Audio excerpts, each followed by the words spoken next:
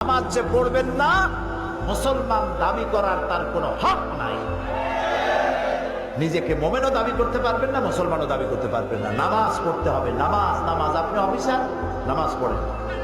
আপনি মন্ত্রী, নামাজ পড়েন।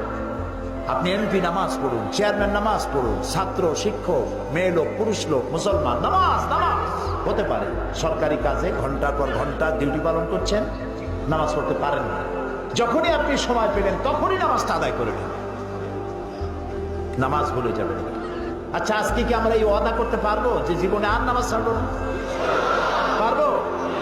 যারা পারবেন কেবলমাত্র তারাই দুটি হাত উঁচু করুন, বলেন ইয়া আল্লাহ, তোমার পবিত্র নামে শপথ করি, কসম করি, ওয়াদা করি, যতদিন পর্যন্ত মালাকুল মউত আমার মাথার কাছে না আসতেছে ততদিন পর্যন্ত ফরজ নামাজ, ফরজ রোজা আর ছেড়ে দেব না, আর ছেড়ে দেব না, আর ছেড়ে দেব না।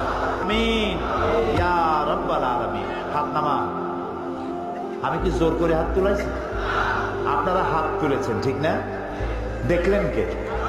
সাক্ষী কে? তুললেন।